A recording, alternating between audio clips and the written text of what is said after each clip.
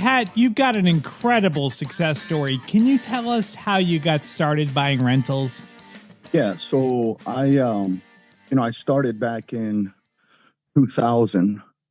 As soon as I graduated from college, I flipped about 4 or 5 homes, got my cash right, and then I started doing buy and holds where I was buying the properties, just a regular BRRRR, we now today call BRRRR. Back in the day, there was no name for it, but it's basically buying, rehabbing, renting, refinance, and repeat. I just was doing that model. Pat's very first deal was a fourplex that he house hacked right out of college.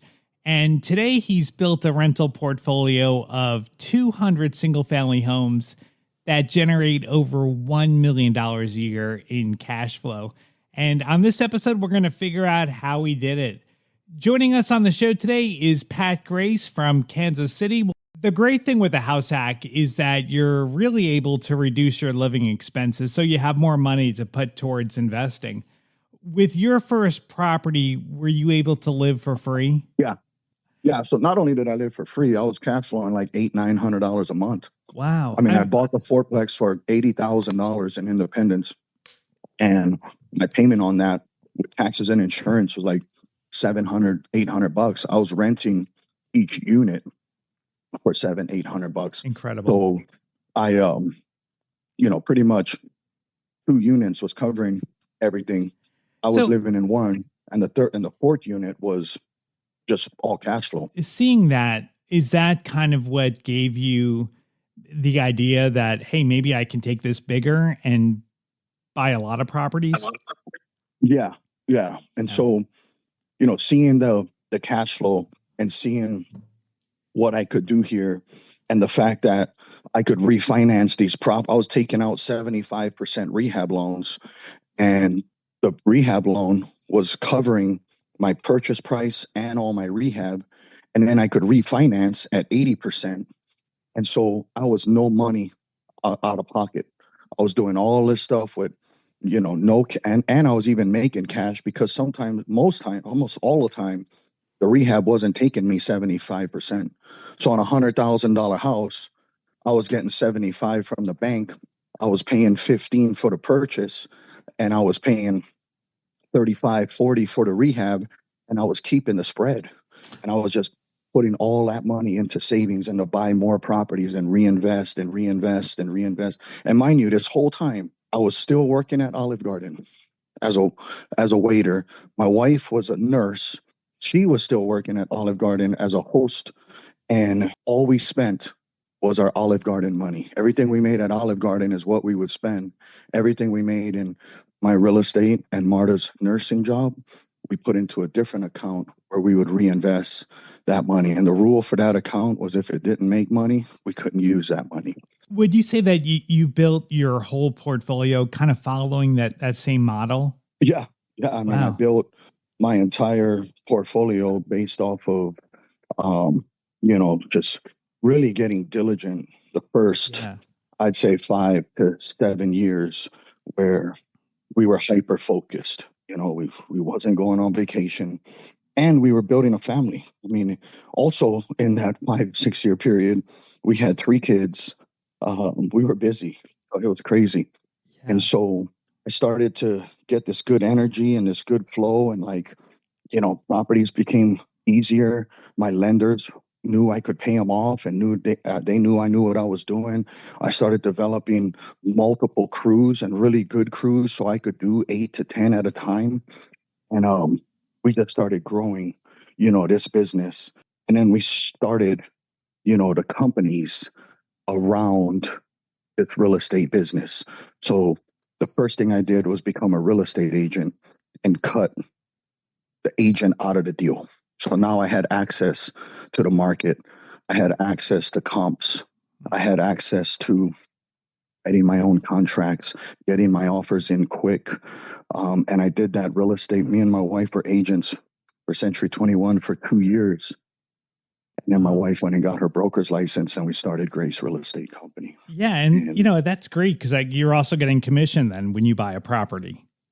Oh, yeah. I don't understand why wholesaler. I always hear this, if you're wholesaling property or if you're doing all this, you shouldn't be an agent. I mean, I think that's the dumbest thing ever. Like, Yeah. I Yeah. wholesale a lot of properties. I hotel a lot of prop. When I buy a property for 150 grand now, and I want to sell it for 175, I put it out to the Facebook, I put it out to all the off market channels, and I put it on MLS. You just got more exits, I Right. think. And then you got wholesalers calling you for comps, calling. They can't even, they got to wait for their agent to put in their offers. This doesn't make sense. You have no Yeah. access. Right. And for me, speed was, and having access, was key. I didn't want to wait for comps. I didn't want to wait to put in offers. The good deals go fast. And so, that was the first kind of company that we started around um, real estate investing. And then as, my portfolio grew from 5 homes to 10 homes to 20 homes to 30 homes to 50 homes, in 5 years, we built this thing up to about 100 houses. I started making noise, and people want to know what you're doing. Mhm. You move at 25, you're living on a private golf course on the ninth hole. You're driving, Escalades with spinners. And so, I Wow. mean, you've got Hummers and Escalades and, all these fancy cars. And so people are like, hey, what is this guy doing? I want to do that too. Yeah. So we quickly figured out, oh man, we've got a great business here. Not only can we do this and create a portfolio for ourselves, we can create a business around this and service other people. Everybody Right. wants into the game of real Yeah. estate. They So just don't know who, what, when, where, why, or how. And if you can answer those questions for them, and you have history, and you have knowledge, and you have systems and processes and companies, people will follow, and you'll be able to service them. right. And so that's kind of what we had this whole investing business, this buy and hold business. And then we had this whole service side of the business as well, where we were servicing other people and creating portfolios and managing portfolios for them. And we still do that to this day. I mean, I've been doing that for 25 years. And so it's not just about the cash flow for the rentals. It's that because of the rentals, you're in this whole different world, and now you're able to make money in different ways. The flips are good for the fast cash, the quick cash, but where the real money's at and where the real comfortability lays is the buy and hold. And Mhm. so it's a slow process. It's like a Yeah. whole life insurance policy. It's going to take 5 years, Right. 6 years, and it's going to take multiple properties. You can't just do one property a year and want to be a real estate investor, buy and hold. I mean, you can, but it's going to be tough. I mean, you got evictions and vacancy, and so the more property you have, the easier it is. But the buy and hold is where we started making waves because now we've got great tax returns, we've got great depreciation, we've got uh, we've got good income coming in. Our tenants were paying down our debt. We had huge spreads in between what we owed and what we were getting in rent, and the properties were going up in value. So that's something nobody thinks about, and something like when I look back, man, I've got properties right now that I purchased for 60,000 that are worth 350,000 Wow. Yeah. in my portfolio right now. When I bought them, they were $800 rent, and now I'm getting $2,200 rent. I think that's something that I'm guilty of too. When I'm looking at a deal, like I'm looking at what the rent is today and what the value of the property is. But when you look at over a number of years, that rent is going to go up. The property is going to appreciate over time. And so, do you think that that's a mistake to look at a deal and think, oh, well, this is only going to make me $100 a month? It's not worth it. For sure, I was underwriting properties at 250, $300 a month, between two and $300 a month. If Mhm. I could make that, and I had a 20% equity position in the property, that was a buy for me. And Right. so um, I wasn't killing it like I am now. And so as time goes on, and as you mature, and as the market goes up and down, but it always goes up. with Yeah. real estate. Yeah. I mean, there was a period of time for a year or two where it crashed and it went down, um, in the recession, but it came right back up and then it doubled, and then it tripled. So Yeah. I've been doing this for 25 years now. I've seen it all. Yeah. Get as aggressive, do as many deals as you can, Yeah. and not be rate sensitive or cash flow sensitive right now. Right now, I'm buying property, even if I'm cash flow neutral. I'm still pulling the trigger on certain areas and certain places that I Yeah. want to build my portfolio in because I know these places are going up 8 to 10% a year. Yeah. I don't even have to make any cash flow.